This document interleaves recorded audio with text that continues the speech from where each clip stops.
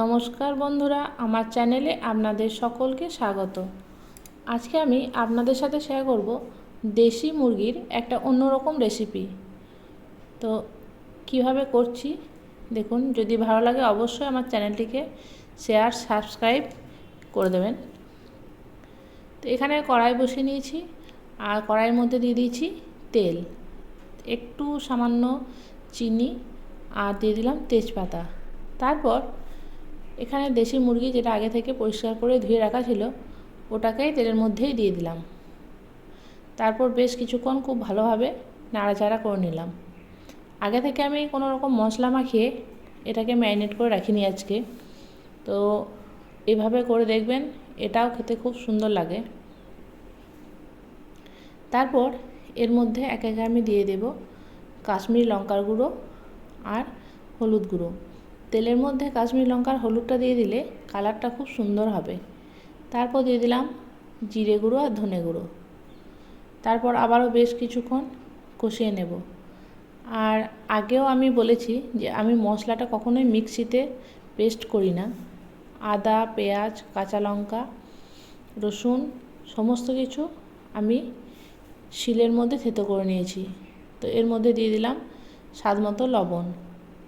আর তারপর এর মধ্যে আমি দিয়ে দেব আগে থেকে আমার মশলা করে রাখা আদা, পেঁয়াজ, রসুন, কাঁচা লঙ্কা, টমেটো সমস্ত কিছু একসাথে মিক্স করে বেটে নেওয়া আছে। তো সেই মশলাটা এর মধ্যে দিয়ে দিলাম।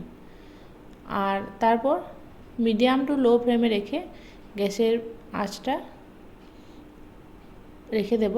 আর চিকেনটাকে খুব ভালোভাবে কষিয়ে নেব।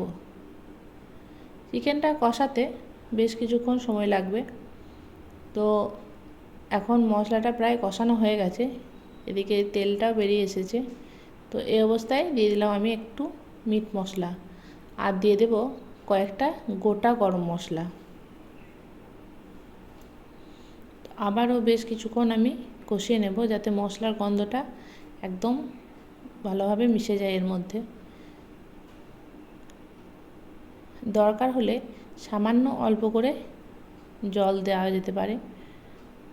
তো বেশ কিছুক্ষণ কষিয়ে নেওয়ার পরে এর মধ্যে আমি আলু অ্যাড করেছিলাম। তো আলুটাকে আগেই আমি মোটা মোটা করে কেটে নিয়ে তেলের মধ্যে ভেজে রেখে দিয়েছিলাম সামান্য নুন আর হলুদ দিয়ে।